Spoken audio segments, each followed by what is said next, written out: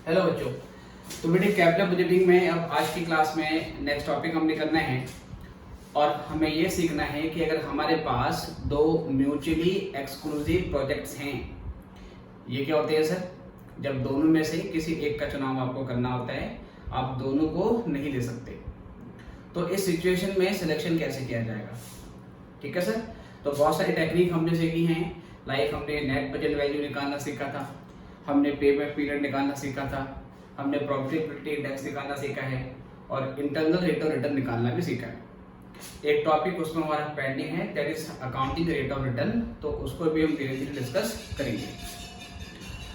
तो बेटा इसमें दो केस आते हैं, इसमें दो हमारे सामने केस आते हैं। एक केस वन आता है हमारे सामने, केस वन when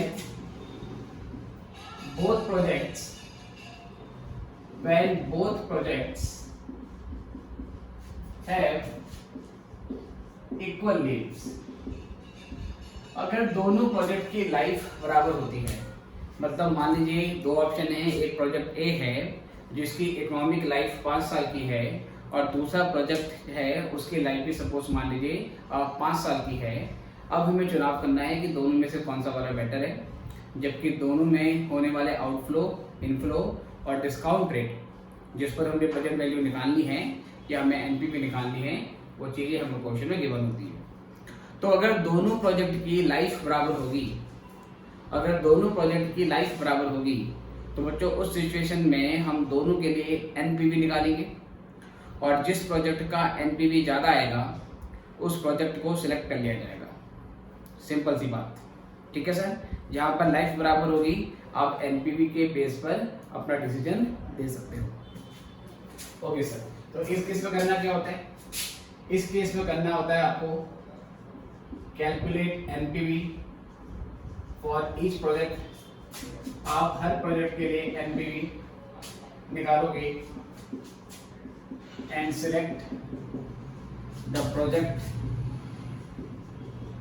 having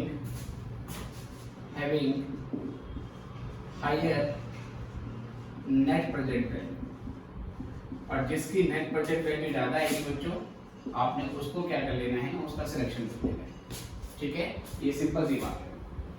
तो इसमें आपको क्वेश्चन अगर मैं बोलूँ तो इस तरीके का दिया होगा, ये बहुत ही बेसिक क्वेश्चन आपका बन जाता है। सपोज मान लीजिए एक आपका प्रोजेक्ट ए है और एक बेटा आपका प्रोजेक्ट कौन सा है, बी है। ठीक है सर। इसमें कुछ ऐसे बोला हुआ है कि इसकी जो लाइफ है सपोज मान लीजिए 3 साल की है, इसकी भी लाइफ 3 साल की है, टाइम दोनों का बराबर है। जो इनिशियल कॉस्ट है बच्चों, जो इनिशियल कॉस्ट है या जो इनिशियल आउटफ्लो बोल सकते हो आप उसको, इसमें आपको 1 लाख रुपए की इन्वेस्टमेंट करनी है और इसमें आपको 1.5 लाख रुपए की इन्वेस्टमेंट करनी है। उसके बाद सब्सिक्वेंट कैश इनफ्लोज, कितने कैश फ्लो होंगे, ठीक है, एट एंड ऑफ ईयर। अब ये ईयर 1 to 3 है, तो बोल देता है कि इसमें हमारे जो कैश फ्लो मिलेंगे वो हमें मिलेंगे 80,000 की, फिर मिलेगा 80,000 का और फिर मिलेगा सपोज मान लो 60,000 का। ठीक है। इसके बाद कुछ एवरेज वैल्यू है, मतलब 3rd ईयर के एंड में sir average value at end of 3 years. जब ये प्रोजेक्ट कंप्लीट हो जाएगा तो कुछ फिक्स एसेट्स होंगी इसमें जिसको हम 40,000 के सैलवेज कर सकते हैं। प्रोजेक्ट बी के बारे में कहते हैं कि आपको 1.5 लाख रुपए की अमाउंट इसको लगानी है। इसमें इनफ्लो आपका आएगा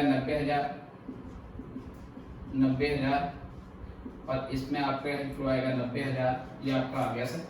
और यहाँ पर जो आपको सैलवेज वैल्यू मिलेगी वो केवल 10,000 मिलेगी।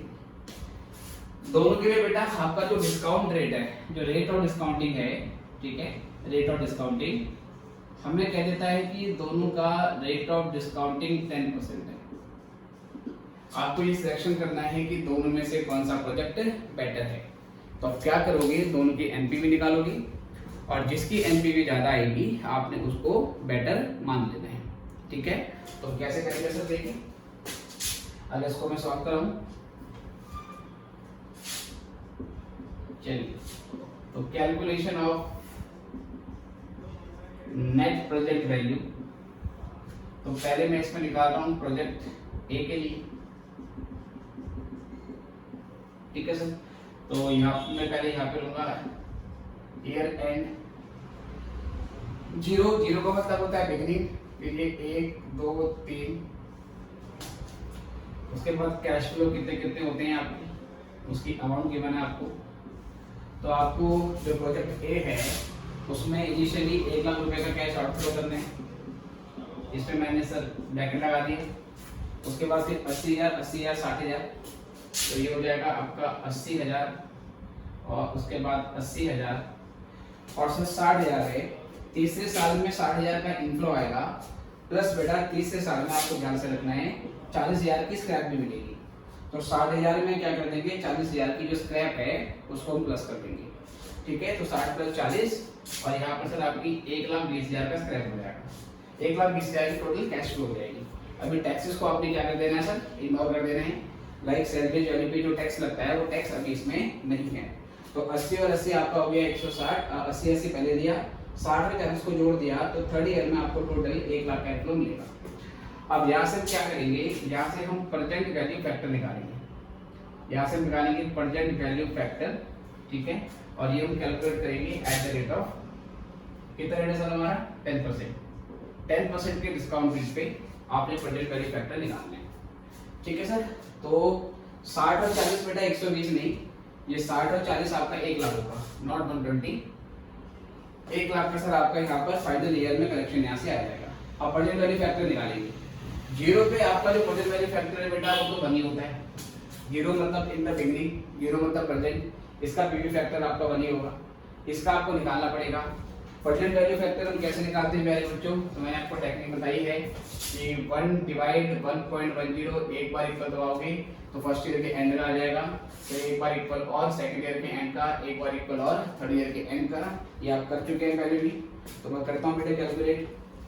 ये आ रहा है मेरा 0.9090, तो 91 कर लेता हूँ।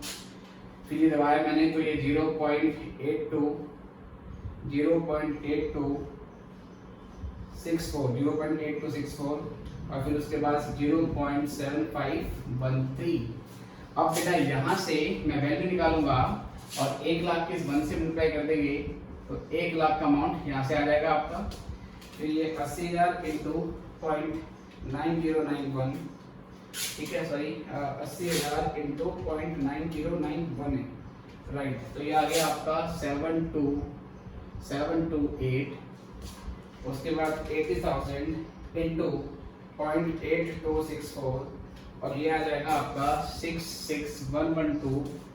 और फिर उसके बाद 1 लाख इंटू 0.7513, तो ये 75,103 हो जाएगा।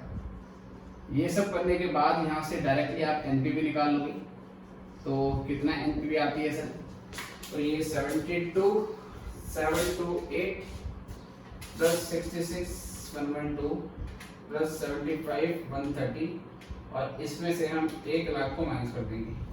तो ये करने के बाद 1,13,970 का अमाउंट आपका यहाँ से आ जाएगा, ठीक है सर। ये आ गया हमारा प्रोजेक्ट 1 का एनपीवी। सेम ऐसे आपको क्या करना है कि जो प्रोजेक्ट बी है आपको उसके लिए एनपीवी निकालना है, ठीक है सर। आप देख रहे हैं कि जो प्रोजेक्ट बी है उसका कैश आउटफ्लो है पहले 1.5 लाख रुपए का, तो 1.5 लाख रुपए का आउटफ्लो आपका यहाँ पर आ जाएगा। बाकी 90,000 90,000 90,000 और फिर 10,000 का बेटा स्क्रैप वैल्यू मिल रहा है आपको बाद में, तो आप सब उसको ऐड करके यहाँ पर 90 + 10 अगेन ये 1 लाख के बराबर हो जाएगा। इसी तरीके से इसका भी कैलकुलेट कर सकते हैं, ठीक है। तो अगर मैं इसका निकालूं तो सेम इस तरीके से ईयर एंड 0 1 2 3 और यहाँ पर सर कैश फ्लो दे रखे हैं आपको एनुअल, इसका 1.5 लाख है पहले नेगेटिव, ठीक है सर, ये रुपीस में सारा। फिर ये 90,000 है, फिर ये 90,000 है और फिर सर इसके बाद ये 1 लाख है। प्रेजेंट वैल्यू फैक्टर तो सेम ही होंगी, प्रेजेंट वैल्यू फैक्टर एट 10%, तो ये 1 हो गया और 0.9091 0.8264 0.7513, ठीक है सर। अब यहाँ से क्या करना है, यहाँ से आपको सर निकालनी है प्रेजेंट वैल्यू। ये present value of cash flows आएगी, present value of cash flows इसमें आउटफ्लो इनफ्लो दोनों है, तो ये आ जाएगा आपका present value of cash flows. ठीक है सर, 1.5 लाख की 1 से इंटू होगी तो ये आ जाएगा 1.5 लाख, फिर 90,000 इंटू 0.9091, तो ये आपका आ जाएगा 81819, फिर 90,000 इंटू 0.8264, इसको कर दोगे बेटा तो ये आएगा 74,376, और ये सेम आएगा बेटा लास्ट ईयर का 75,130। ठीक है सर, यहाँ से इसकी भी एनपीवी निकालो, तो 81,819 प्लस 74,376 प्लस 75,130, और इसमें से माइनस कर देंगे हम 1.5 लाख को सर। तो यहाँ से ये हमारा जो आ रहा है, ये आ रहा है बेटा 81,325। अब इसकी एनपीवी 81,325 आई है, इसकी एनपीवी 1,13,970 आई है, तो हम कह सकते हैं कि जो आपका प्रोजेक्ट ए है उसको हम प्रेफर कर सकते हैं, क्योंकि उसकी जो नेट प्रेजेंट वैल्यू है वो ज़्यादा आ रही है प्रोजेक्ट बी के मुकाबले। ठीक है, तो अगर दो म्यूचुअली एक्सक्लूसिव प्रोजेक्ट हो और क्वेश्चन में कहता है कि आप दोनों में से कौन सा चुनेंगे, तो आप सिलेक्शन करने के लिए एनपीवी को बेस मानोगे, जिसकी एनपीवी ज़्यादा आएगी उसको आप सिलेक्ट कर लोगे। कंडीशन क्या है कि जो दोनों प्रोजेक्ट हैं उनकी लाइफ बराबर होनी चाहिए। अगर लाइफ बराबर नहीं होगा तो फिर उस केस में हम सिलेक्शन कैसे करेंगे, उसके लिए अगले केस में करेंगे। इतना नोट कर लीजिए पहले, फिर आगे बढ़ेंगे।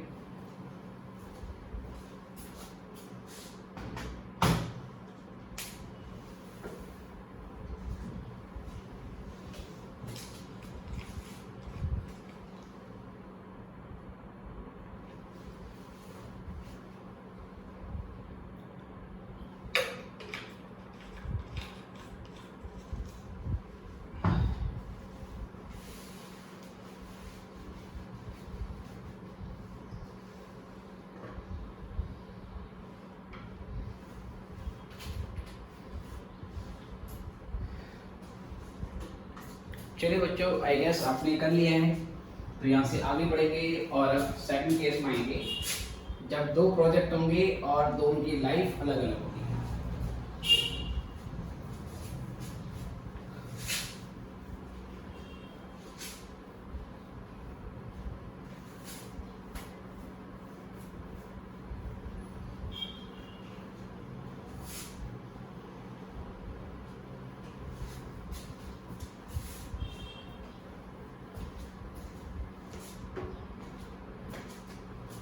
देख लीजिए, तो अब यहां से आएगा बेटा हमारे पास केस सेकंड केस है mutually exclusive projects with unequal leaves. जब जो दो हमारे पास बेसिकली मतलब प्रोजेक्ट होंगे उनकी लाइफ अलग अलग होगी, तो उस सिचुएशन में हम किस तरीके से सिलेक्शन करेंगे। तो बेटा ये जानने के लिए आपको क्या करना है, एक क्वेश्चन पहले आपको मैं कराता हूँ और उसके बाद बात करेंगे। एग्जांपल लेते हैं सीधे। ठीक है, मान लीजिए दो तरीके के प्रोजेक्ट में, यहाँ लिखा हूँ पर्टिकुलर्स। प्रोजेक्ट ए है हमारे पास और दूसरा बेटा हमारे पास प्रोजेक्ट बी है। इसकी जो लाइफ है बेटा, सपोज मान लीजिए कि वो 2 साल की है और इसकी जो लाइफ है बेटा वो 4 साल की है। इनिशियल आउटफ्लो, इसमें इनिशियली बेसिकली आपको क्या करना है कि से 40,000 की इन्वेस्टमेंट करनी, और इसमें क्या है कि बेटा आपको इनिशियली 70,000 की इन्वेस्टमेंट करनी। उसके बाद क्वेश्चन में कहता है सर सब्सिक्वेंट कैश फ्लो। आपको सब्सिक्वेंट कैश फ्लो निकालना है, cash inflow at year end. Subsequent cash flow at year end, आपको ईयर एंड में वो सब्सिक्वेंट कैश फ्लो निकालने हैं। तो ये फर्स्ट ईयर के एंड में है, फिर सेकंड ईयर के एंड में है, थर्ड ईयर के एंड में और फोर्थ ईयर के एंड में। ठीक है सर, फर्स्ट हो गया, सेकंड हो गया, थर्ड हो गया, फोर्थ हो गया। इसकी लाइफ 2 साल है तो इसमें केवल आपको इनफ्लो 2 ही साल के लिए मिलेगा, फर्स्ट के लिए और सेकंड के लिए, और थर्ड और फोर्थ में बेटा आपको जो इनफ्लो मिलेगा वो आपको 4 साल के लिए मिलेगा। तो बेटा इसके बारे में कहता है कि यहाँ पर 80,000 का इनफ्लो आपको मिलेगा फर्स्ट ईयर में, यहाँ पर भी आपको 80,000 का इनफ्लो मिलेगा, थर्ड ईयर में फोर्थ ईयर में सर कुछ नहीं है ऐसा। और उसके बाद यहाँ पर क्या होगा कि इसमें आपका फर्स्ट ईयर में 80,000 का इनफ्लो है, सेकंड ईयर में फिर सपोज मान लो कि आपका 70,000 का इनफ्लो है, और फिर उसके बाद दोबारा 80,000 का इनफ्लो है, और फिर उसके बाद सपोज मान लीजिए कि आपका से 60,000 का इनफ्लो है। अब यहाँ भी क्या है कि बेटा लाइफ आपकी डिफरेंट है, और सैलवेज वैल्यू जो है फोर्थ ईयर के एंड में या लाइफ के एंड में, इसकी जो सैलवेज वैल्यू है सपोज मान लो सर वो 5,000 रुपये की है, और इसकी बेटा जो सैलवेज वैल्यू है वो 10,000 रुपये की है। पर ध्यान रखना है कि इसकी जो सैलवेज होगी वो सेकंड ईयर के एंड में आपको मिल जाएगी, और यहाँ जो सैलवेज होगी सर आपको वो फोर्थ ईयर के एंड में मिलेगी। सैलवेज वैल्यू का मतलब असेट की जब लाइफ खत्म होगी उसके बाद। जो रेट ऑफ डिस्काउंट है बेटा, जो रेट ऑफ डिस्काउंट है वो दोनों के लिए सेम है। डिस्काउंटिंग का रेट दोनों के लिए आपका सेम 10% है, यहाँ पे 10% है, यहाँ पे 10% है। अब सर यहाँ पे डिसीजन कैसे होगा? सबसे पहले जो दोनों प्रोजेक्ट हैं उनके लिए एनपीवी तो निकालनी पड़ेगी, लेकिन एनपीवी आने के बाद हम इमीडिएट डिसीजन नहीं लेंगे, क्योंकि लाइफ सर इसकी ज़्यादा है, इसकी लाइफ क्या है बेटा कम है। तो हो सकता है कि ये जो प्रोजेक्ट है, क्योंकि ये ग्रेटर ड्यूरेशन के लिए, ज़्यादा ड्यूरेशन के लिए आपको कैश इनफ्लो जनरेट कर रहा है, तो इस सिचुएशन में इसी की एनपीवी ज़्यादा आने का चांसेस है। तो हम इस तरीके से जब लाइफ अलग अलग होती है तो एनपीवी के बेस पर डिसीजन नहीं लेते। तो या तो हमने कुछ ऐसा करना होता है कि जो दोनों हमारे पास प्रोजेक्ट हैं उनकी लाइफ बराबर हो जाए। अब सर लाइफ बराबर कैसे होगी? इसमें एक तरीका ऐसा होता है कि आप दोनों की लाइफ का एक कॉमन एलसीएम आपको क्या करना है सर, एक कॉमन एलसीएम आपको निकालना पड़ेगा, लीस्ट कॉमन मल्टीपल निकालना पड़ेगा। अगर मैं 2 साल और 4 साल का एलसीएम लेता हूँ, है ना, लीस्ट कॉमन फैक्टर लेता हूँ, इस तरीके से लेते हैं 2 या 4, तो ये 2 1 जा 2 2 2 जा 4, और फिर यहाँ पे इस तरीके से ये आया 2 × 2 4 साल। आप जो ये दोनों प्रोजेक्ट हैं उसको 4 साल की लाइफ में कन्वर्ट करो। दोनों प्रोजेक्ट को 4 साल की लाइफ में कन्वर्ट कैसे करेंगे? ये तो पहले से ही 4 साल का है। ये जो हमारा प्रोजेक्ट है जिसकी लाइफ 2 साल की है, इसको 2 बार काउंट कर लो। 2 बार काउंट करने का क्या मतलब है, ध्यान से देखना। सेकेंड ईयर के एंड में ये प्रोजेक्ट खत्म हो गया सर। तो सेकेंड ईयर के बाद मान लेंगे कि ये प्रोजेक्ट ए दोबारा स्टार्ट हो जाएगा। तो थर्ड ईयर में जो प्रोजेक्ट है उस पर कितना कैश आउटफ्लो होगा? 40,000 रुपए का फिर से आपको आउटफ्लो करना पड़ेगा अगर आप 2 साल बाद दोबारा प्रोजेक्ट ए को लेते हो। आप ये मान के चल रहे हो कि ये ऑप्शन आपके पास अवेलेबल होगा कि आप प्रोजेक्ट ए जितनी मर्जी बार लेना चाहो, डिफरेंट पॉइंट ऑफ टाइम में उतनी बार आप ले सकते हो। तो जैसे ही 2 साल में प्रोजेक्ट ए आपका खत्म हुआ, हमें मान के चलेंगे कि थर्ड ईयर में की बिगिनिंग में हमने दोबारा से प्रोजेक्ट ए को ले लिया, और जब दोबारा से प्रोजेक्ट लेंगे तो फिर से उस पर 40,000 रुपए का कैश आउटफ्लो होगा। ठीक है सर, उसका दोबारा से कैश आउटफ्लो होगा, और 5,000 का इनफ्लो मिलेगा प्रोजेक्ट ए से जो सबसे पहली बार लिया था। तो 40 में से 5 माइनस कर दो, तो हम कह सकते हैं कि थर्ड ईयर की बिगिनिंग में आपका 35,000 का कैश आउटफ्लो होगा, दैट इज 40 माइनस 5। उसके बाद फिर थर्ड ईयर के एंड में 80,000 का कैश इनफ्लो आएगा, फोर्थ ईयर के एंड में फिर से 80,000 का कैश फ्लो आएगा, प्लस 5,000 की स्क्रैप आएगी। मतलब जो प्रोजेक्ट ए है, मैं ये कहना चाह रहा हूँ, और तो मैं क्वेश्चन इस अप्रोच से कराऊंगा नहीं, क्योंकि अभी तो एलसीएम केवल 4 साल का आ रहा है, कभी कभार एलसीएम 12 साल का आता है, तो आपको सारी कैलकुलेशन 12 साल के लिए करनी पड़ेगी। कभी कभार एलसीएम 24 साल भी आ जाता है, फिर आपको सारी कैलकुलेशन 24 साल के लिए करनी पड़ेगी। इसलिए हम इसे इस अप्रोच से करेंगे नहीं, बट ये भी एकेडमिक पर्पज में पढ़ाए जाते हैं। तो जो प्रोजेक्ट ए है, मान लो सर अगर मैं उसके कैश फ्लो लिख रहा हूँ, तो पहले सेम रहेगा 40,000 का आउटफ्लो, उसके बाद 80,000 का इनफ्लो, फिर यहाँ पर क्या है थर्ड ईयर के एंड में 1 2 3 4 है ना। तो ये सब हमारा किस पे था? 0 पे। सर ये 0 पे 1 2 3 4। फिर से देखो एक बार, इनिशियली 40,000 का आउटफ्लो होगा 0 पे, फर्स्ट ईयर के एंड में 80,000 का इनफ्लो, सेकंड ईयर के एंड में 80,000 का इनफ्लो। उसके बाद क्या है सर, आपका जो प्रोजेक्ट है वो खत्म हो गया। सेकंड ईयर में जो आपका 80,000 का कैश इनफ्लो आएगा, तो सेकंड ईयर का एंड बोलो या फर्स्ट ईयर की बिगिनिंग बोलो, it is one and same thing. तो इस 80,000 में माइनस फिर से सेकंड ईयर एंड होने के बाद आपको 40,000 का नया प्रोजेक्ट जो है वो फिर से लेना पड़ेगा, और हमें पुराने प्रोजेक्ट में 5,000 का इनफ्लो मिलेगा। तो सेकंड ईयर का बेसिकली आपका जो कैश आउटफ्लो हो जाएगा, कैश इनफ्लो हो जाएगा, वो 45 हो जाएगा। उसके बाद थर्ड ईयर में सर, थर्ड ईयर के एंड में क्योंकि प्रोजेक्ट ए आपने दोबारा ले लिया है, तो फिर से 80,000 का इनफ्लो होगा, और फिर से 80,000 का इनफ्लो होगा, प्लस 5,000 स्क्रैप फिर से मिल जाएगी, तो 85 मिल जाएगा। तो इस तरीके से प्रोजेक्ट ए की लाइफ हमने 2 साल से चेंज करके 4 साल में कन्वर्ट कर दी। अब ये प्रोजेक्ट ए के 4 साल के कैश इनफ्लो है, इसका 4 साल का डेटा पहले से दिया हुआ है। अब दोनों का एनपीवी निकालो, 4 साल का टाइम पीरियड लेके और 10% का रेट और डिस्काउंट लेके, जो ज्यादा आएगा उसको कर लो। और मैंने बताया कभी कभार इस अप्रोच से करने पे हमारा जो लीस्ट कॉमन मल्टीपल है वो 4 साल के बदले 8 साल, 12 साल, 20 साल या 22 साल भी आ सकता है। जैसे कि एक प्रोजेक्ट की लाइफ अगर 6 साल है और जो दूसरा बेसिकली मान लीजिए प्रोजेक्ट है उसकी लाइफ 7 साल है, 6 और 7 का अगर आप एलसीएम लोगे तो 42 इयर्स आएगा। फिर आपको ये सारी वर्किंग 42 साल के लिए करनी पड़ेगी, तो it will be very time consuming process.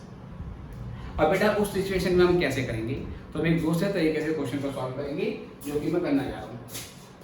ठीक है, तो सर ये हम एलसीएम वाले फैक्टर से नहीं करेंगे, ये आपको ध्यान में रखना है। एकेडमिक पर्पस में या ये कंसेप्ट भी कई बार बच्चों की लाइफ में आता है, बच्चों के मन में आता है कि सर ऐसे भी तो कर सकते हैं कि लाइफ बराबर बना दें। दैट इज आल्सो पॉसिबल, और आंसर उसमें भी ठीक आएगा, सिलेक्शन उसमें भी सही होगा, बट वो टाइम कंज्यूमिंग प्रोसेस बन जाएगी। पहले हमने क्या करना है सर, पहले इनकी लाइफ 2 साल 4 साल अलग अलग है। सबसे पहले हम दोनों के लिए एनपीवी तो कैलकुलेट करेंगे, ठीक है, वो सर होगा, लेकिन डिसीजन एकदम डिसीजन एनपीवी के बेस पे नहीं होगा। उसके बाद कुछ फर्दर मॉडिफिकेशन करनी पड़ेगी, वो कैसे करेंगे अभी आपको मैं बताऊंगा। तो पहले तो क्या कर रहा हूँ सर, देखिए अब मैं यहाँ पे क्या करूंगा, calculation of net present value and annual equivalent value. अब सर ये कंसेप्ट है एनुअल इक्विवेलेंट वैल्यू, ठीक है सर, शॉर्ट में बोलते हैं इसको AEV। ये क्या है सर, अभी इसके बारे में बात करेंगे। तो सबसे पहले सर हमने यहाँ पे लिखा ईयर एंड, सबसे पहले हमने यहाँ पे लिखा ईयर एंड। ईयर एंड में आपका आ जाएगा 0, 1, 2, 3, ठीक है। इसकी लाइफ कितनी है सर, 2 साल की है, तो 0, 1, 2 ले लो बस। उसके बाद फिर यहाँ पर कैश फ्लोज ले लो सर, कितने कितने कैश फ्लोज हैं, ये रुपीस में आपकी। इसका एडिशनल कैश फ्लो 40,000 का है, ये आउटफ्लो है सर। और फिर उसके बाद ये 80,000 और 80,000 का कैश फ्लो आएगा, लेकिन सेकंड मशीनरी का आपको स्क्रैप वैल्यू मिलेगा 5,000 रुपए इसकी लाइफ के एंड पे। तो यहाँ पर ये 80 + 5 हो जाएगा, दैट इज 85,000, ठीक है। अभी सर कोई टैक्स वगैरह नहीं है, असल किसी पे किसी तरीके का कोई टैक्स नहीं है सर। और उसके बाद यहाँ पर हम प्रेजेंट वैल्यू फैक्टर निकालेंगे, प्रेजेंट वैल्यू फैक्टर एट 10% पे। तो 0 पे प्रेजेंट वैल्यू फैक्टर 1 होता है, क्योंकि 0 डिनोट करता है टुडे, है ना, 0 करता है डिनोट करता है टुडे। अब यहाँ से क्या करेंगे सर, कैलकुलेटर कहाँ गया, लेट मी फाइंड, हाँ ये रहा। अब यहाँ से निकालेंगे हम 10% पे, तो कैसे निकालेंगे, 1 / 1.1 0.9091, तो 0.9091। और उसके बाद सर फिर से हम कर लेंगे, तो ये 0.8264 आ जाएगा। और फिर यहाँ लिखेंगे present value of cash flows, present value of cash flows. तो ये 40 × 1, ये बेटे 40 ही आएगा। और उसके बाद 80,000 की इंटू कर देंगे 0.9091 से, तो ये आएगा 728। और 85,000 को मल्टीप्लाई कर देंगे 0.8264 से, तो ये आ जाएगा 70244। अब ये करने के बाद आपको एनपीवी निकालनी है ना, कि जो प्रोजेक्ट है उसकी एनपीवी कितनी निकलेगी सर।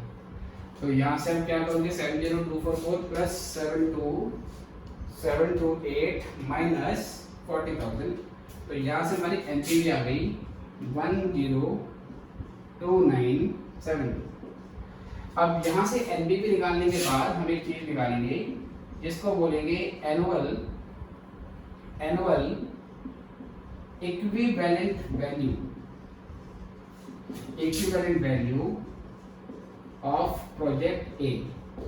तो ये कैसे करेंगे सर, इसकी एनपीवी निकालेंगे, ठीक है, और इसको डिवाइड कर देंगे हम cumulative present value factor at 10% for 2 years। ठीक है सर। बेटा क्यूमुलेटिव प्रेजेंट वैल्यू फैक्टर का क्या मतलब होता है, इसके 2 साल के जो प्रेजेंट वैल्यू फैक्टर आए इन दोनों को जोड़ देंगे सर, इन दोनों को जोड़ देंगे। तो एनपीवी हो गया आपका 102972 और इसको डिवाइड करेंगे इन दोनों के टोटल से, इसको बोलेंगे cumulative present value factor at the rate of 10% for 2 years। तो या तो इन दोनों को जोड़ लो सर, या तो इन दोनों को नहीं जोड़ना चाहते तो 1 डिवाइड 1.10 करोगे, यहाँ से ये आया, उसके बाद फिर जीटी वाला बटन दबा दोगे और जीटी वाला बटन दबाने के बाद इन दोनों का टोटल आपका यहाँ से आ जाएगा। अभी के लिए फिलहाल मैं इन दोनों को जोड़ देता हूँ, तो 0.9091 प्लस 0.9091 प्लस 0.8264, तो ये करने के बाद ये 1.7355 आ गया। अब बेटा इसको सॉल्व कर लेंगे,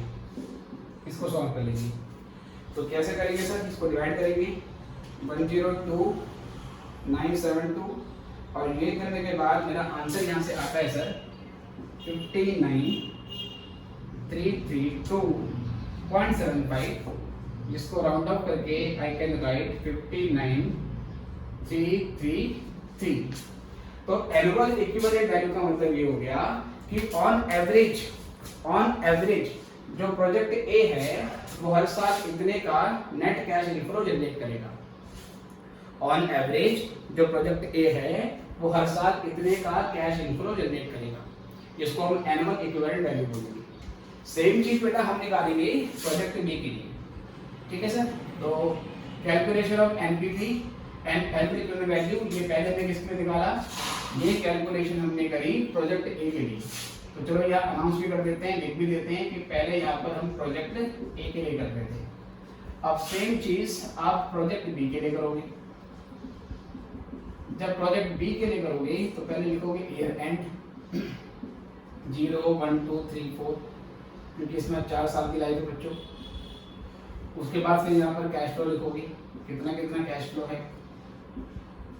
तो इसका कैश आउटफ्लो था 70,000 का कैश आउटफ्लो, और फिर उसके बाद ये हो गया आपका 80,000 और 70,000 और फिर उसके बाद 80,000, फिर 60,000 है, उसके बाद 10,000 का आपको मिल जाएगा कैश फ्लो, तो ये हो जाएगा 70,000। और उसके बाद बेटा फिर निकालेंगे यहाँ से प्रेजेंट वैल्यू फैक्टर एट 10%, 0 पे तो नहीं होगा। उसके बाद 0.9091, उसके बाद 0.8264, ये तो निकाल लिया हमने, 1 डिवाइड 1.1 1 2 3, फिर ये 0.7513 और फिर उसके बाद 0.6830। ठीक है सर। अब यहाँ से क्या करेंगे बेटा, present value of cash flow निकालेंगे।